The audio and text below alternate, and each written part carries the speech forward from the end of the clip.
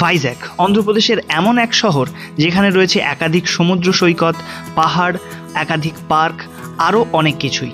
আর আজকের এই ভিডিওটাতে তোমাদের সাথে আলোচনা করব তোমরা কিভাবে ভাইজ্যাক যাবে, কোথায় থাকবে, কি কি দেখবে, কতই বা খরচ হবে। আর এই সমস্ত ইনফরমেশন তোমাদের অনেক সাহায্য করবে। তো চলো আর দেরি না করে ভিডিওটা শুরু করা যাক। সকাল সকাল ব্যাগপত্র গুছিয়ে নিয়ে আমাদের নিয়ার স্টেশন হার্ডওয়ার রোড থেকে আমরা চলে গেলাম দমদম স্টেশনে। তো এখন কিন্তু আমরা দমদমে চলে এসেছি, আর এখান থেকে আমরা মেট্রো ধরে কিন্তু এসপ্ল্যানেড যাব, সেখান থেকে হাওড়াতে। তো আর আমার বাকি পার্টনার দুটো এখানে বসে রয়েছে, রানা আর রোহন। তো প্রতিবারের মতো আমরা কিন্তু এবারও আবার একটা নতুন গন্তব্যে যাচ্ছি।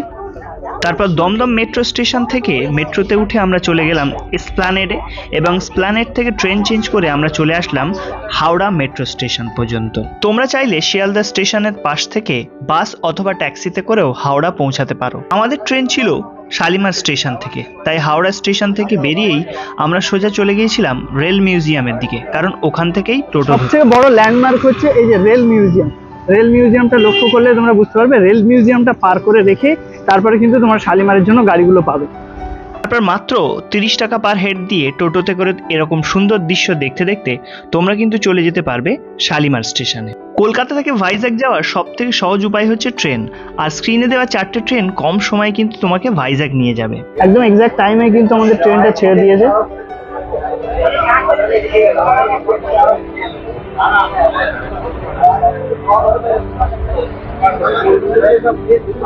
আর এখন আমরা শালিমার স্টেশন থেকে কিন্তু চলে যাচ্ছি, এখন ঘড়িতে বাজে 3:23। তোমরা চাইলে মাত্র 1.5 ঘন্টায় প্লেনে করে কিন্তু ভাইজ্যাক যেতে পারো। এখন আমাদের ট্রেন কিন্তু চলছে, স্পিডটা একবার দেখো। যদিও এটা রিয়েল কিনা আমি জানি না, বাট জিপ বলে একটা কোনো ওয়েবসাইট থেকে আমরা দেখছি মোটামুটি 127 128 এরকম স্পিড থাকছে। তো এই মুহূর্তে ঘড়িতে বাজে 6:30, আর আমাদের ট্রেনটা চলে এসেছে কিন্তু বিশাখাপত্তনম স্টেশনে। বাট অলমোস্ট 2 আওয়ার কিন্তু লেট আছে, কারণ বৃষ্টি হয়েছে কাল রাত্রে, সেজন্য আমরা কিন্তু একটু লেটেই পৌঁছেছি। আমাদের প্ল্যান অনুসারে এখন আমাদের যে সমস্ত জায়গায় যাওয়ার কথা, হোটেল আমরা 9টার দিকে চেক ইন করব। রাইট নাও আমাদের অন্যান্য লোকাল যে সাইট সিইং গুলো সেগুলো করতে হবে, আর আমরা সব রেডি হচ্ছি। কিন্তু সেই জন্য স্টেশন থেকে আমরা কিন্তু 50 টাকা পার হেড অটোতে উঠেছি, আর যেটা আমাদের কিন্তু হোটেল পর্যন্ত, আই মিন আর.কে বিচের কাছে আমাদের হোটেল আছে, তো সেটা আমরা যাব, সেটাতে আর কি যাচ্ছি আমরা এখন। আরেকবার বাতাইয়ে 7680800121। জাস্ট দেখো গাইস, এখানকার সমুদ্রের ঢেউগুলো দেখো। জাস্ট ডে ওয়ানে সাইট সিন হিসেবে প্রথমে আমরা গিয়েছিলাম আর.কে বিচের কাছে, কারণ সেখানেই আমাদের হোটেলও ছিল। বাকি লোকেশন তো যাবো, বাট ফার্স্ট যে ভিউ আমরা দেখলাম গাইস, ভোলা যাবে না। একদম লাইফ টাইম একটা এক্সপেরিমেন্ট আমাদের হচ্ছে, নতুন জায়গায় খুব দারুণ লাগছে কিন্তু ঘুরতে। আর.কে বিচ থেকে মাত্র 700 মিটার দূরে এই জোড়া পার্ক হোটেল, এখানে আমরা 2 দিনের জন্য বুক করেছিলাম। হোটেলে চেক ইন করার পর ব্যাগপত্র রেখে ফ্রেশ হয়ে নিয়ে আমরা বেরিয়েছিলাম প্রথম দিনের দ্বিতীয় লোকেশন, অর্থাৎ কৈলাসগিরির উদ্দেশ্যে। উবের অটো বুক করেছিলাম, পার হেড 30 থেকে 40 টাকা নেবে। কৈলাসগিরির এন্ট্রি ফি মাত্র 10 টাকা, কিন্তু তোমরা যদি রোপওয়ে চড়তে চাও তাহলে বড়দের 150 টাকা এবং বাচ্চাদের 80 টাকা, যেটা চলবে কিন্তু 11টা থেকে সন্ধ্যে 7টা পর্যন্ত, কিন্তু 1টা থেকে 2টো পর্যন্ত কিন্তু টিফিন আওয়ার। প্রতি মাসের 19 তারিখ কিন্তু মেনটেন্যান্সের জন্য রোপওয়ে বন্ধ থাকে। কৈলাসগিরি ঘুরতে আসলে অবশ্যই তোমরা রোপওয়েতে চড়ো, তাহলে কিন্তু তোমরা একটা আলাদাই এক্সপিরিয়েন্স এবং মজা পাবে। কৈলাসগিরির ঠিক মাঝখানে রয়েছে শিব ও পার্বতীর মূর্তি, যেটা কিন্তু দেখতে অনেক মানুষ ভিড় করে দাঁড়িয়েছিল এই বৃষ্টির মধ্যেও। তো ট্রিনিটি পার্কের এন্ট্রান্স থেকে কিন্তু আমি ভিতর দিকে যাচ্ছি আস্তে আস্তে, আর এখানে কোনো কিন্তু এন্ট্রি ফিজ নেই আমি দেখতে পেলাম। ট্রিনিটি পার্কে গেলেই তোমরা দেখতে পাবে এই জাহাজটিকে, যেটি বিশেষ কারণে দীর্ঘদিন থেকে ওখানে নাকি পড়ে আছে। ট্রিনিটি পার্ক ঘোরা কমপ্লিট করে আমরা আবার উবের অটো বুক করেছি, আর 60 টাকা পার হেড আমরা এখন যাচ্ছি থোতলাকোন্ডা সি বিচে। তো দীর্ঘ অনেকটা সময় পার করেছি আমরা অটোতে বসে, আর রাইট নাও আমরা কিন্তু চলে এসেছি সেই থোতলাকোন্ডা বিচে। আর থোতলাকোন্ডা বিচে এসে দেখতে পাচ্ছি সব পাথরগুলো থোতলানো, আর এই থোতলাকোন্ডা বিচে এসে তোমাদেরকে দেখাচ্ছি, দেখো আমার পেছনে সেই ন্যাচারাল আর্টসটা কত দারুণভাবে সৃষ্টি হয়েছে। আর এই জাস্ট লোকেশনটা কিন্তু অসাধারণ। ভাইজ্যাক ট্রিপে আসলে অবশ্যই তোমরা এই থোতলাকন্ডা সি বিচে এসো। এখানে আসলেই একমাত্র দেখতে পাবে ন্যাচারাল আর্চ।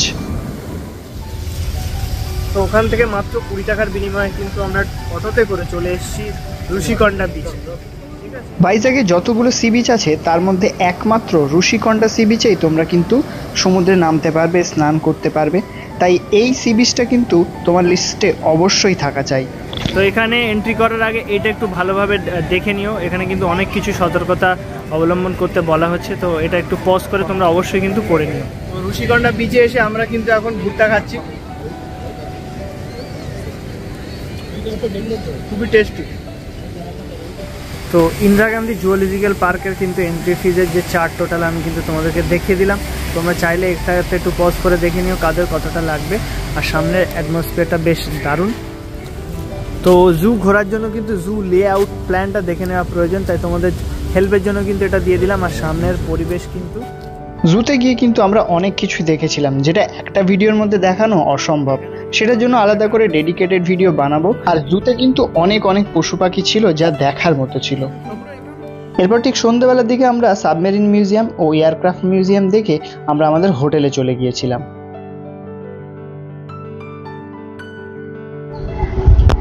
আর এখন আমরা যাচ্ছি কিন্তু স্টেশনের দিকে, যেখানে আমাদের পার হেড উবের বুক করেছি যে 30 টাকা করে পড়েছে। সো এখন ঘড়িতে বাজে 6:16 আর আমি এই মুহূর্তে রয়েছি বিশাখাপত্তনম স্টেশনে। আর এখান থেকে আমাদের ট্রেন কিন্তু রয়েছে 6:45-এ, যেটা করে আমরা যাব আরাকুর উদ্দেশ্যে। আর কিন্তু আমরা আরাকু পর্যন্ত পুরো যাব না, আমরা যাব বোরাগুহালু স্টেশন পর্যন্ত। তার কারণ তার কাছে রয়েছে বোরা কেভ, যেটা আমাদের ফার্স্ট ডেস্টিনেশন। তো উইদাউট ওয়েস্টিং এনি টাইম চলো আমরা ট্রেনটাকে খুঁজে নিই এবং আমাদের সিটটা কোথায় পড়লো না পড়লো সেটা একটু দেখে নিই। তো এখন ঘড়িতে কিন্তু 8:30 অলমোস্ট বাজে। আমাদের ট্রেনটা অত্যাধিক লেট করেছে। আর এই মুহূর্তে আমরা কিরণডুল প্যাসেঞ্জার স্পেশালে চলে এসেছি। আমাদের সিটে আমরা বসে পড়েছি একদম জানলার সাইডে। তো ভিউ দেখতে দেখতে যাওয়ার যে মজাটা সেটা আমিও নেব, সাথে তোমাদেরকেও দেখানোর সাহায্য করব। তো আমাদের ট্রেনটা এই মুহূর্তে ছেড়েছে আর আমরা কিন্তু ভাইজ্যাক থেকে আরাকুর পথে বেরিয়ে গিয়েছি। আমাদের এই ট্রেনটা 58 টানেলস এবং 86 ব্রিজের ওপর দিয়ে কিন্তু যাবে, যেটা one of the best experience of life বলতে পারো। তো আমাদের এই যাত্রা পথে দুটো টিপস তোমাদেরকে দিই। প্রথম কথা হচ্ছে, প্রথম 1 ঘন্টা কোনো রকম এক্সাইটমেন্টের দরকার নেই, তোমরা জাস্ট মন থামিয়ে বসো, কারণ প্রথম 1 ঘন্টা কোনো রকম কিছু দেখার নেই, শুধুমাত্র লোকাল যে সিনারিওগুলো। আর সেকেন্ড হচ্ছে, তোমরা তোমাদের ডান সাইডে যদি কোনো একটা সিট পেয়ে থাকো তাহলে সেটা অকুপাই করো, আর যদি না পেয়ে থাকো তাহলে গেটের কাছে চলে যাও, সেখানে কিন্তু বেস্ট ভিউগুলো আসবে আফটার 1 আওয়ার। তো অ্যাকচুয়াল ভিউ কিন্তু এই সুরঙ্গা বারবাকুটা এই স্টেশন থেকে স্টার্ট হবে। ও ভাই কি দৃশ্য! সো গাইস এদিকে দেখো একবার, ও রোহন, আর এদিকে রয়েছে দাদা। আমার আসছে কিন্তু টানেল।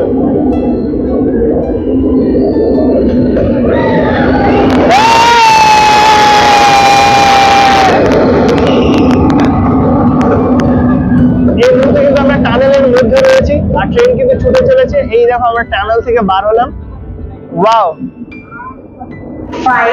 তো এখন ঘুরতে সময় হচ্ছে 12:45 আর আমরা এই মুহূর্তে নেমেছি কিন্তু বোরাগুহালু স্টেশনে। আমরা আরাকু পর্যন্ত যাব না, তার কারণ এই বোরাগুহালু স্টেশনের সামনেই কিন্তু বোরা কেভস রয়েছে।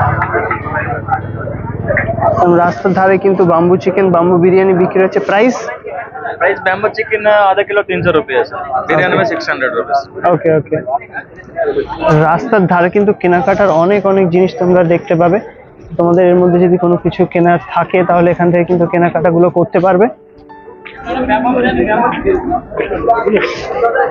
আর এখানে কিন্তু বাম্বু চিকেন তোমরা মাস্ট ট্রাই করো, বাম্বু বিরিয়ানি সব রয়েছে। আর এইখানে কিন্তু জিপ লাইনের জন্য সব তৈরি হচ্ছে, এখনো রেডি হয়নি।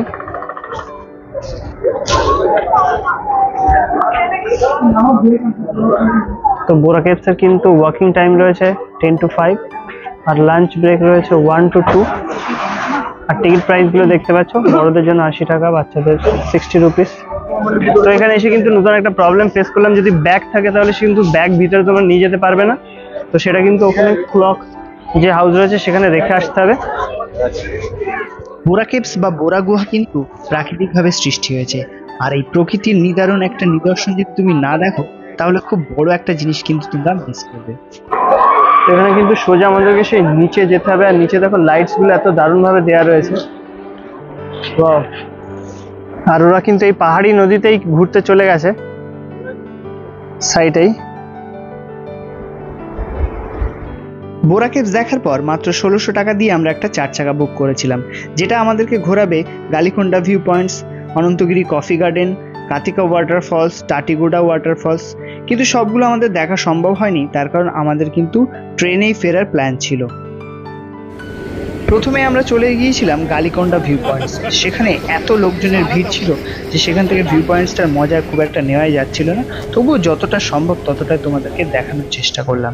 তারপর চলে আসলাম অনন্তগিরি কফি গার্ডেন্সে। এই সমস্ত জায়গার ডেডিকেটেড ভিডিও কিন্তু চ্যানেলে খুব শীঘ্রই আসবে, তাই নতুন হলে অবশ্যই কিন্তু সাবস্ক্রাইব করো আর লাইক কমেন্ট করে জানিও কেমন তোমাদের লাগছে। তারপর রাতের ট্রেনে কিন্তু আমরা হোটেলে ফিরেছিলাম। তো আজকে আমাদের লাস্ট ডে, আর আজকে কিন্তু আমরা হোটেল থেকে চেক আউট করে নিয়েছি। আর আজকে আমাদের কিছু কিছু সাইট সিনিং আছে, তারপরে রাত্রে কিন্তু আমাদের ট্রেন। তো আমাদের লাস্ট ডে সাইট সিনিং হিসেবে আমরা যে সমস্ত জায়গাগুলো যাব অবশ্যই সেগুলো তোমাদেরকেও দেখাবো। তো চলো সেই সমস্ত সাইট সিনিং এর দিকে যাই আর তোমাদেরকেও দেখাই। আমার ব্যাক সাইডে দেখতে পাচ্ছ সে আমাদের হোটেলটার ব্যানারটা। তো তোমরা যদি কখনো আসো এর ডিটেলস কিন্তু আলাদা একটা ভিডিও বানাবো, সেটা তোমরা অবশ্যই দেখে নিও। আর তোমরা যদি এখানে আসতে চাও আর এখানে থাকতে চাও তাহলে কিন্তু এদের সাথে অবশ্যই কন্ট্যাক্ট করতে পারো। বিহেভিয়ার, রুমস সব কিন্তু ভালো।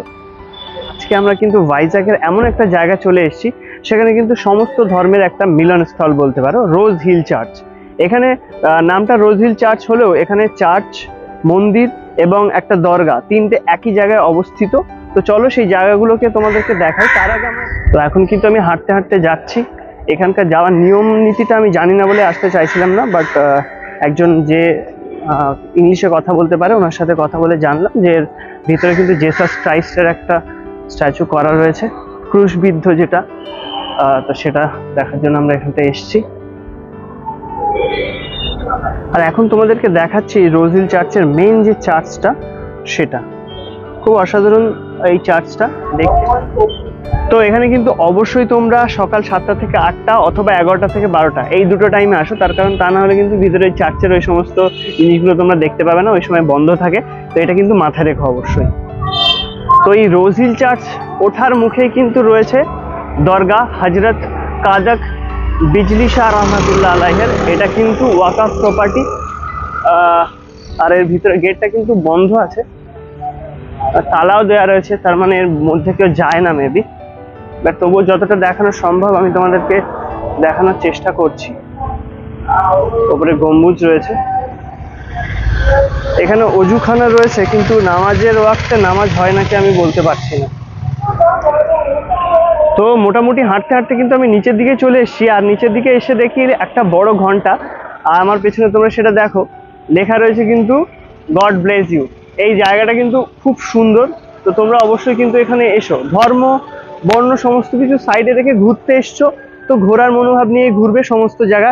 এটা তোমাদের কাছে অবশ্যই রিকোয়েস্ট থাকবে যে কোনটা কি ধর্ম, কোন কার কি জায়গা, এর থেকে বড় ব্যাপার তুমি সেখানে ঘুরতে এসছো, তো সেটা কিন্তু মাথায় রেখো অবশ্যই। তো একটা অটো বুক করেছি আমরা, এখান থেকে 80 টাকার বিনিময়ে কিন্তু আমাদের ফিশিং হারবারে নিয়ে যাচ্ছে।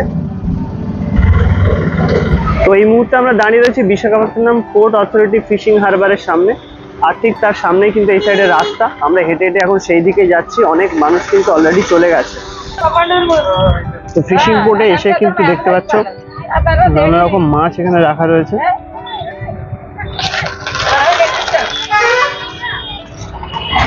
এখানে কিছু শুটকি মাছও রাখা রয়েছে।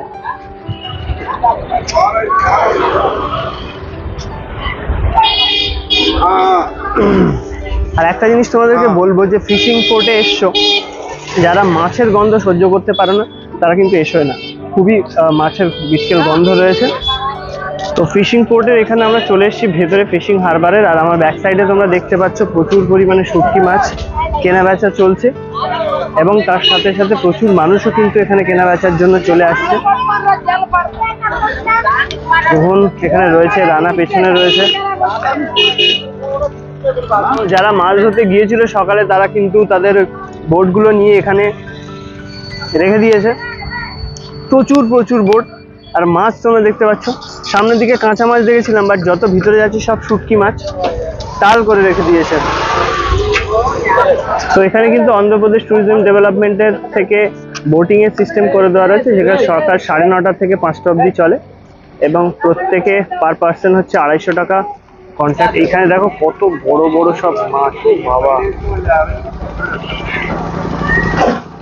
তারপর ফিশিং পোর্ট থেকে বার হয়ে কিন্তু আমরা আবারও একটা উবেরের অটো বুক করেছিলাম, যেটা আমাদের পার হেড 105 টাকা করে নিয়ে যাচ্ছিল ইয়ারাডা বিচে। ইয়ারাডা বিচ ভাইজ্যাগের অন্যতম একটা বিচ, তাই তোমরা যদি ভাইজ্যাগ এসে থাকো অবশ্যই কিন্তু ইয়ারাডা বিচে এসো। পাহাড়ের ওপর থেকে নীল জলের এই ইয়ারাডা বিচকে দেখলে যেন মনে হয় কোনো একটা কল্পনার শহরে চলে এসেছি।